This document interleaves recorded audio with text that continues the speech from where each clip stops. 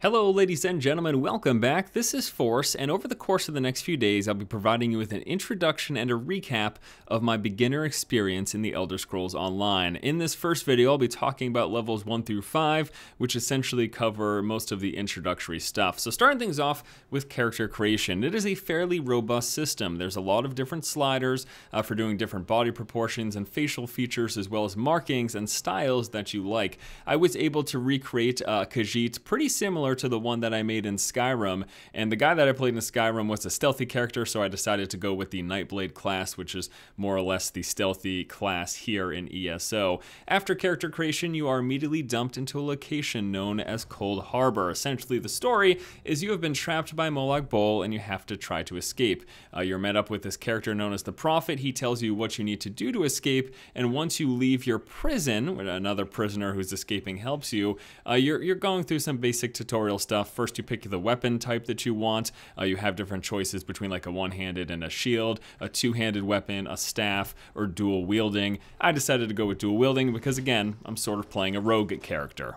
After meeting up with some helpful NPCs, you are finally able to free the Prophet from his prison, the character who spoke to you at the beginning, and then with the Prophet free, you are both able to escape Cold Harbor, and the story goes you're dumped randomly anywhere within the world. Of course, this is just dependent on the alliance that you are. Now, being a Khajiit and part of the Aldmeri Dominion, I was dumped on the coastal town of Eagle Strand on an island. I believe it's called Cornethir's Rest. It's something along that line, but it's basically an island, and the story goes, as soon as you get there, there was recently a big shipwreck. A storm caused a bunch of ships to crash ashore. There's a lot of injured people and a lot of people that need help. So after getting yourself introduced to a few of the main characters in Eagle Strand, you venture forth and you're trying to help the people of this recent shipwreck from that storm. Now, in the process of going out to my first objective, a few NPCs ran up to me, one which wanted to help me,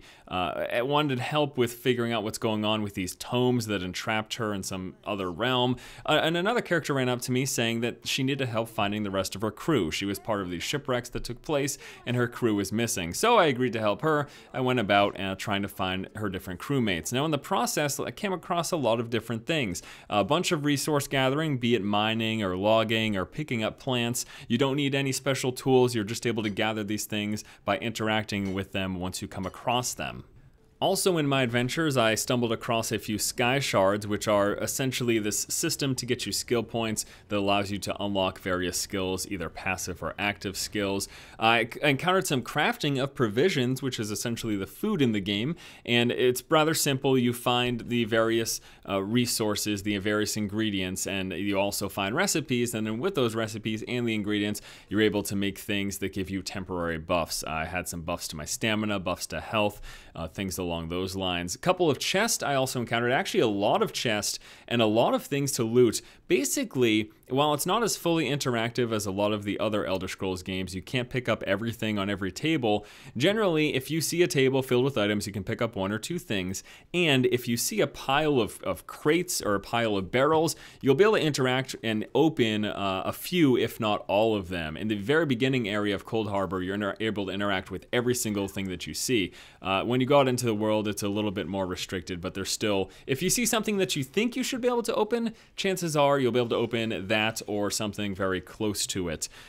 Yeah, so there's a lot of chests, and I encountered the lock-picking system, which was rather interesting. It's pretty simple. You've got lock-picks, there's various difficulties of picking, and you have to try to move along this little puzzle and try to get it down to the proper pin height and not break the lock, and then move yourself along. The harder difficulty chests have a shorter time in which you can open them. So yes, I went about helping people with the shipwreck. I repaired some ships. I stopped these pirates from nearby who were trying to summon another storm and were trying to hold people captive for a ritual, and just go around being a hero, saving the day. The combat thus far in the early game, very simplistic. In fact, myself as a Nightblade using the stealth mechanic, was pretty much one-shotting every enemy that I was able to sneak up on. It got even more ridiculous when I got a teleport strike ability, whereas as long as I was stealth, I could teleport behind someone and one-shot them immediately. Now, this is the early game. We don't expect combat to be difficult at this point. We'll see how it progresses from levels 5 to 10 and then from 10 to 15.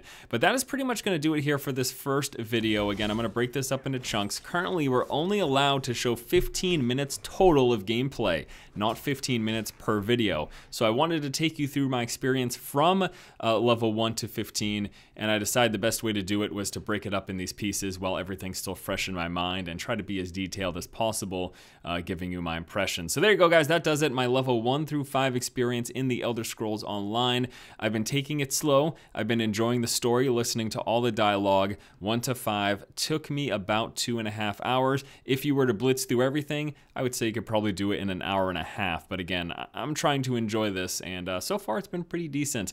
Combat a bit easy, a little bit floaty still, but they're tightening it up. Overall, though, again, still an enjoyable experience. All right, guys, that is going to do it here for this first video. Stay tuned over the course of the next few days. I'll be taking you through the 5 to 10 and the 10 through to 15 experience in another pair of videos. Thanks so much for watching. If you like the content, please subscribe, and as always, keep watching and keep owning.